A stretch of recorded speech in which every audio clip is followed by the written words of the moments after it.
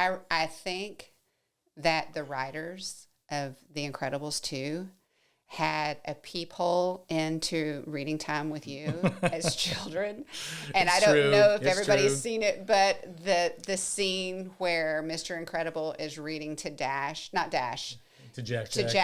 and he keeps going to sleep. Oh, yes. The dozers. It is Davis reading to his children, which is glorious. I'm laughing at myself when I'm watching that scene. It is so fun to watch because you know it's true.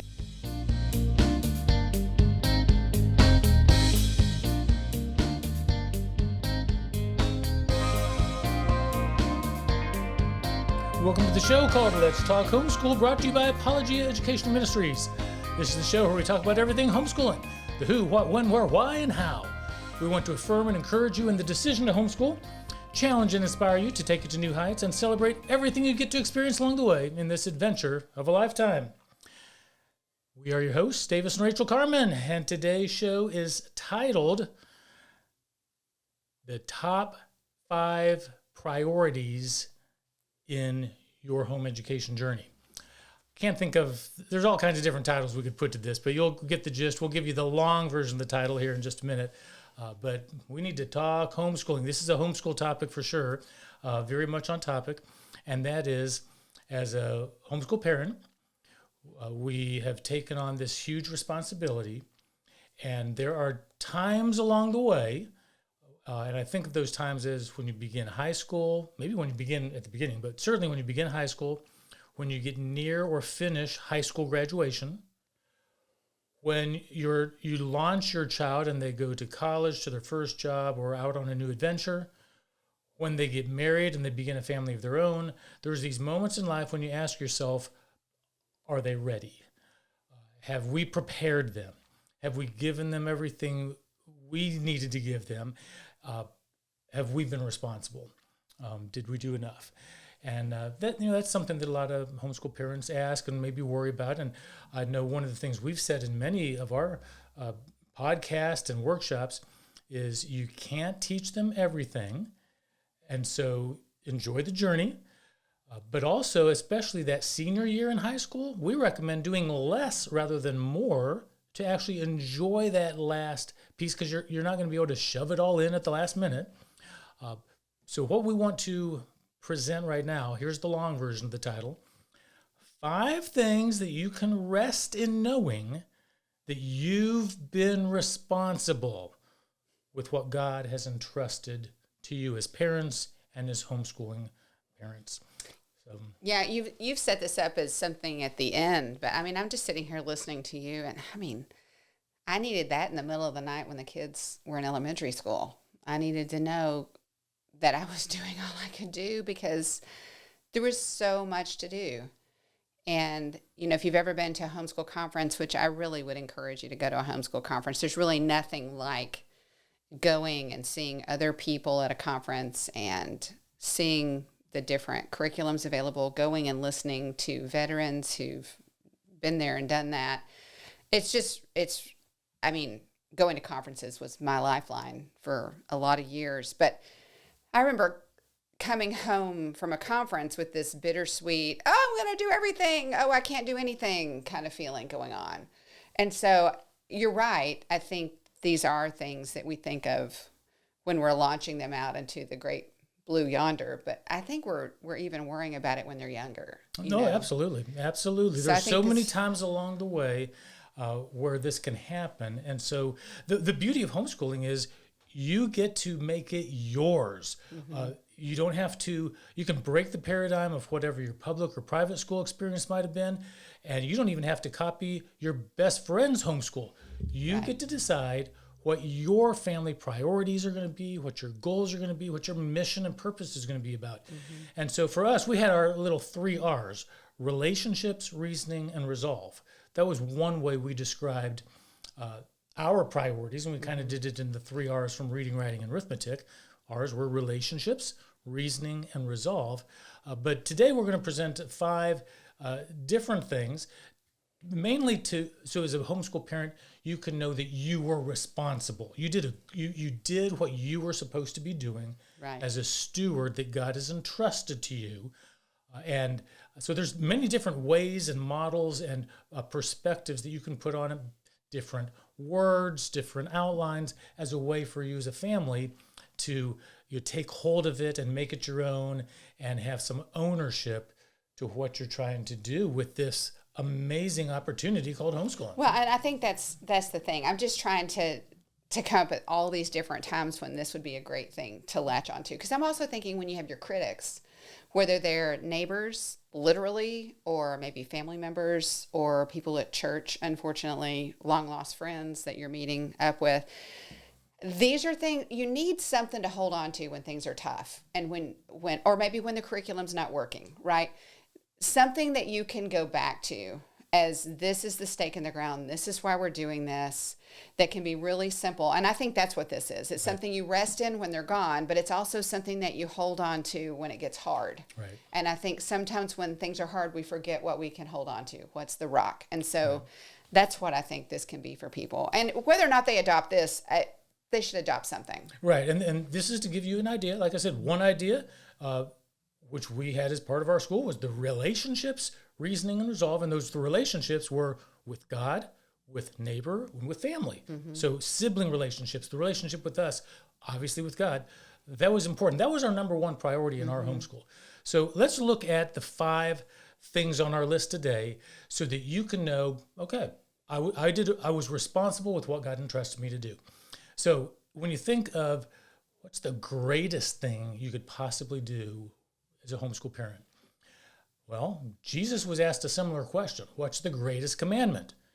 And he answered by referring to Deuteronomy 6, love God with all your heart. Mm-hmm. And by the way, the second is like it, love your neighbor as yourself. Right. So those are the first 2 things on our list, is to teach your kids diligently to love God. Right.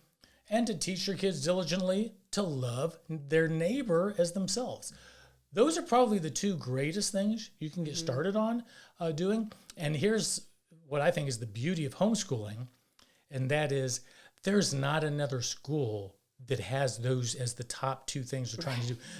No public school is going to say, let's make sure we teach these kids to love God and love their neighbor. Right. And even Christian private schools may not have that as their marketing slogans per se. Right. But as a homeschool family, you can do the greatest thing according to Jesus in the world. Right. And that begins with, talking, letting these 2 ideas, these 2 loves permeate everything you do. So talking to your children about who God is, the attributes of God, praising God, worshiping God, talking about his faithfulness, his goodness, his truth, his beauty, his majesty, his works by reading his word, praying, worshiping him. I mean, building in a fundamental love of God by building on who he is and what he's done and what he's doing and what he will do, all of that has to be primary in what we're doing as homeschool families. Right. And then the love of neighbor comes right up that. Loving neighbor does undergird our love for God. It is just a showcase of our love for God. I remember when we were a young family, and one of the myths about the homeschool family is that they don't have enough to do. And I can remember at the church that we were at once upon a time, it was sort of like, oh, you probably need something to do. Here, can you do, help us with VBS, or can you take another meal? And those kind of things are love of neighbor. It's a way for us to engage with the church. It's a way for us to engage with friends and take meals. And those are things that you can build into your homeschool routine. That is a love of neighbor. Making a meal together for another family is loving neighbor. Or mowing somebody else's lawn, or taking out their trash, or serving them in some other way. That's love of neighbor, and building those kind of service opportunities into what you're doing in your homeschool day. That is teaching your kids what it looks like to love neighbor. Well, right. And you grew up as a preacher's kid, Yep. a missionary kid. So your family was involved in ministry and service just naturally. Yeah. I remember growing up, and we all have, whatever our upbringing is, we think of as normal. Right. And my dad had his career as a chemist, and he had his volunteer life. Right. And I grew up in a family where I witnessed my dad having a very substantial volunteer life as a deacon, as an elder, and in his work with the national and world hemophilia foundations. Right. And so I thought that was just normal. You find something that you're passionate about, that you want to help a certain community, and you dive in and you take on leadership roles and do all kinds of things. And so we did something similar. Our volunteer world was the homeschool world, which actually then led us to acquire Apologia at some point along the way. So part of it is we love the homeschool community. We want to help in a volunteer way or as a way to make a living. We love investing and spending time and helping people in the homeschool community. There's one of the ways I like to say it is it's really good soil. So there's good fruit potential. So that's the key is, you can't just say, okay, kids, I need you to volunteer and do some service projects. Most of it's going to be what they see you doing. Are you a family that naturally serves and ministers and volunteers to help outside of how you make a living? And we did a lot of road trips associated with our homeschool ministry, going to board meetings and then going to speak at small support group meetings and then going to conferences together. I mean, we did a lot of that. And we took the family and the kids along the way. And the kids worked the booth and they passed out catalogs and they rang up orders, and that's what we did to serve the homeschooling community. So teaching your children what it looks to think of others and serve others and consider others is a fundamental part of what we're trying to achieve in homeschooling. All right, let's take a quick break and then we'll go through our last 3 in the list. So homeschool moms are raving about Apologia's Exploring Creation with Mathematics curriculum, calling it a total game changer. With hands-on math activities and games, short 30-minute lessons, an open-and-go format, and a suggested 4-day-a-week schedule, you and your children will love Apologia's math curriculum. One mom said, I think I finally found it. I've been searching for years for the perfect math curriculum, something hands-on that has short lessons, everything laid out in an easy-to-use parent manual. Apologia knocked it out of the park with this one. So many homeschool families have switched to Apologia Math after struggling with other options, and they've seen their children become excited about math for the first time. Visit apologia.com/math today and discover why so many homeschooling families are switching to Exploring Creation with math. Brought to you by Apologia. All right. So we've been looking at 5 things you can rest in knowing that you were responsible as a homeschool parent because you can't teach your kids everything. So what are 5 things on our list that at the end of the journey, you can say, okay, I was responsible with what God entrusted me to do with my kids. And the first 2 were the greatest things you can possibly do, teach your kids to love God and to love their neighbor. The next 2 are loves as well. So number 3 on our list is to teach your kids to love reading. And this is primarily, I think, by example, So if you're a reader, then your kids are going to want to do what you do. And if you talk about good books and reading aloud to your family is a huge thing that we did a lot of.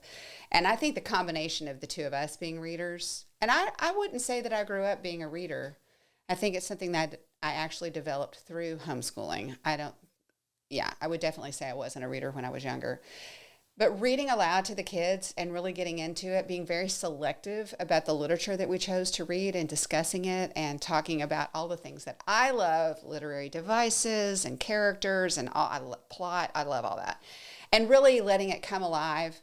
And again, obviously not just literature, but the Word of God. Reading the Word of God to your children, talking about it, again, making it come alive, breathing life into these characters that were real people, and really enjoying the process of reading and letting it take you to places you'll never go, meet people you'll never meet, and just learn. It's just such a great thing to pass on to your children. Well, and there's so many books in the world, and so many good ones. I always say, why take any time reading any of the bad ones? And so, like you say, being very selective with what you read, making reading time a very integral and central part of what we did as a homeschool family.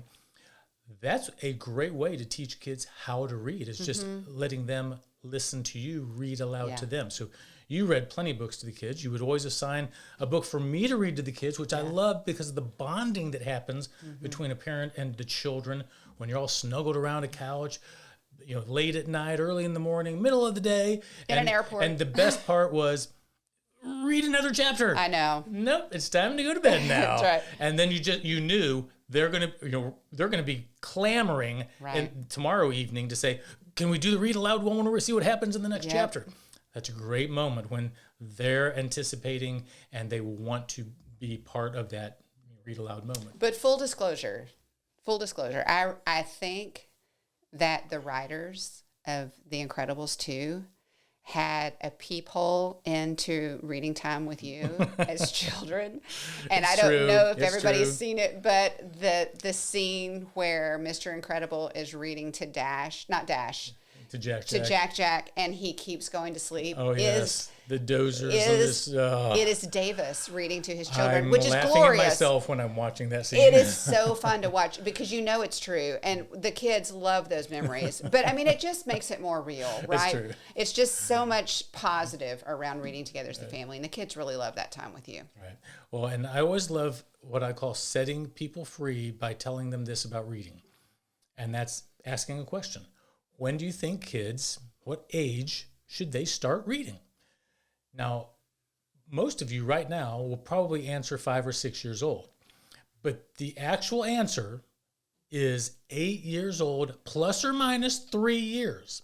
So yes, some kids read at 5 and other kids don't read until they're 11.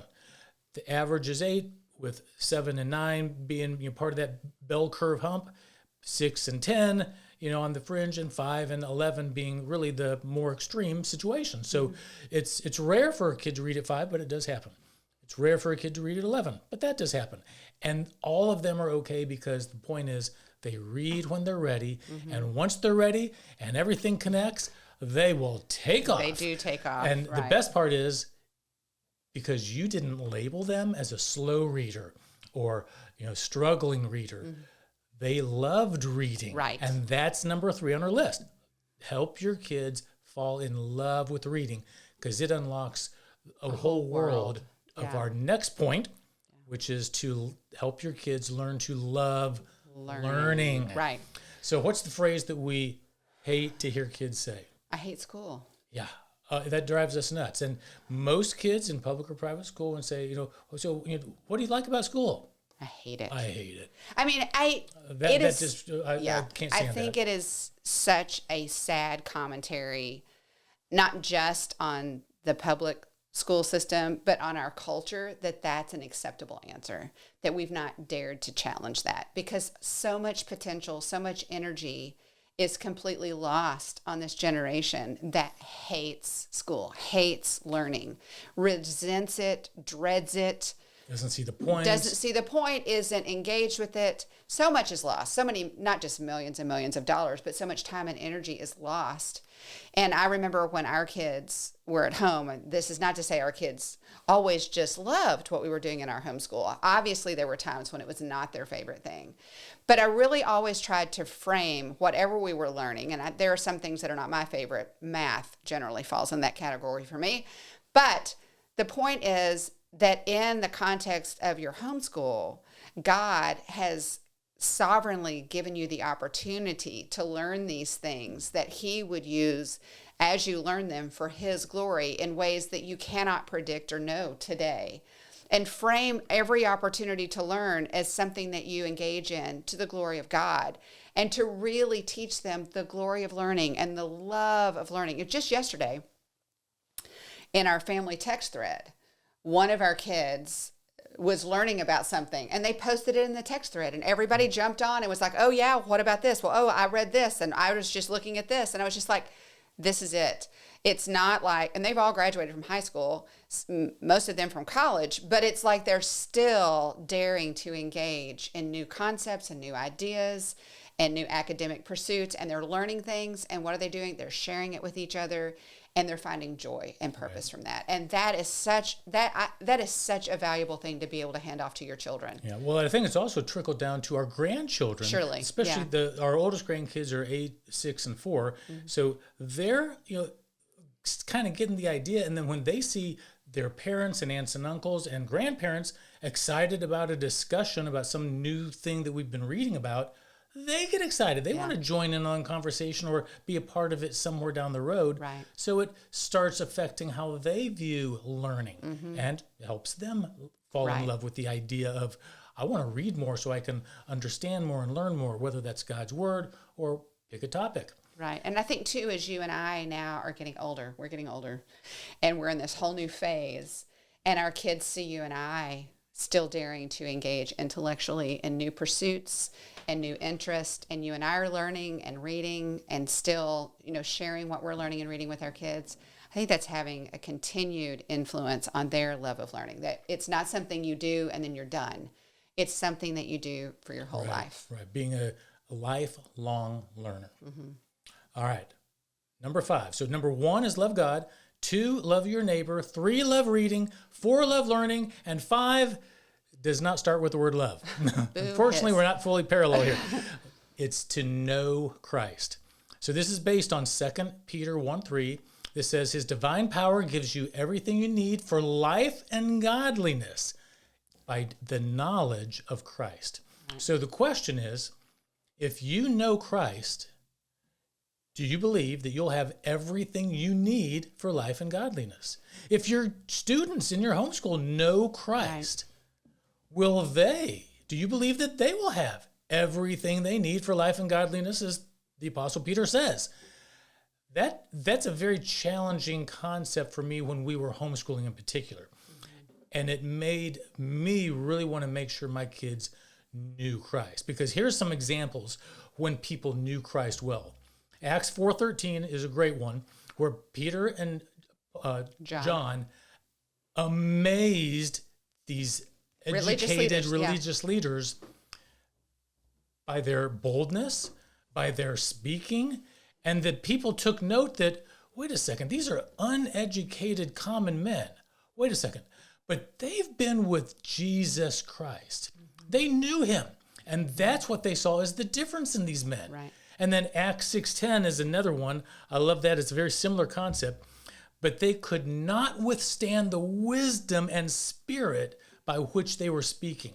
So the apostles had an amazing passion, wisdom, reason, rhetoric, and confidence in what they were saying that just astounded the crowds and the leaders. And it wasn't because they were charismatic, wasn't because they were highly educated.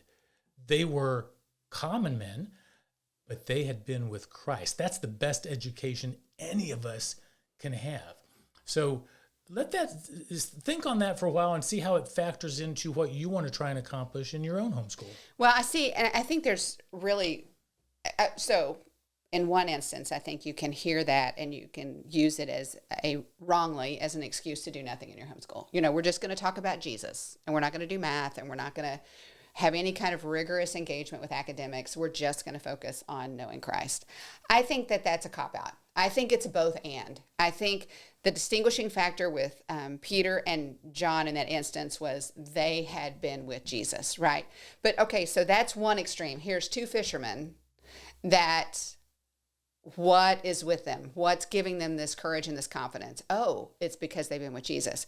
But let's go to the other extreme and let's talk about Saul Paul, who had an incredible educational experience. He had studied under Gamaliel, so he was very smart, right? He was a Pharisee's Pharisee, and yet what distinguished him? His knowledge of Christ. So the point is Christ is the difference. Right.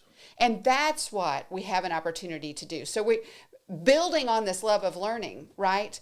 The knowledge of Christ motivates us to take every advantage of every academic opportunity that we're given, to take full advantage of it so that we can proclaim the good news of Jesus Christ in whatever format or whatever arena he gives for us, whether it's in front of the religious leaders, right? It's writing all the great works that we get from Paul. It's knowing Christ. So, and conversely then, to know all there is to know, right? So this is 1 Corinthians 13. To know all there is to know and not know Christ and his love, it's meaningless. Right. It's meaningless. And even Solomon talks about that, right? It's all vanity. If you don't have God, if you don't have the wisdom of God, if you don't love God, it doesn't matter. And that's what we have the opportunity to give our kids. We have the opportunity to give a remarkable relationship basis with God and with family, with mom and dad. An incredible love of learning and reading and education because we're engaged in their individuals and God's showing us who they are. And a knowledge of who Christ is. That's the full package. Right. That's what we have the opportunity to do. And again, we started this by saying it's possible, very likely, that you've had moments where you're just thinking, I'm messing this up. I'm not doing my kids justice. I'm not teaching them the things they need to know. What am I doing? We need to hand this off and stop homeschooling. No, keep homeschooling, because homeschooling is the only way for your kids to get the greatest things possible, loving God and love your neighbor. It's the only way that you can actually have the real possibility of your kids falling in love with reading and being a lifelong learner. And then you can make sure your kids know Christ. But as you're going through that, there's going to be times where you're maybe anxious about what you're doing. Are you doing enough? We homeschooled 26 years. I like to say 26.2 years because it was an official marathon. But make sure you slow down and soak in those moments when they're young and you're reading around the couch. When you are getting ready to start high school, let that be a moment of, this is going to be awesome. I'm so glad we're doing this. I can't imagine all the conversations we're going to have with them now. Take it all in, soak it in, smell the roses along the way, enjoy it all, because this is an adventure of a lifetime. You've heard us say that many times, and it really is. So don't miss it. Enjoy every moment. And remember, you can do this, and it's really good for you and your kids. And at the end of the day, when you graduate your kids from a homeschool, that high school diploma is actually the most valuable diploma on the planet. More valuable than any prep school, any public school, any private school, any Christian private school. It is the most valuable diploma that anybody's looking for. It requires the largest investment. Yes, it does. Of all of mom and dad and all of those hours and everything. And yeah, it is such a powerful thing to be able to give your children. Well, thank you for listening. Thank you for watching. This has been Let's Talk Homeschool, brought to you by Apologia Educational Ministries, and we are your hosts, Davis and Rachael Carman. As always, enjoy today, enjoy the moment, and we are walking by faith and enjoying the homeschooling adventure of a lifetime.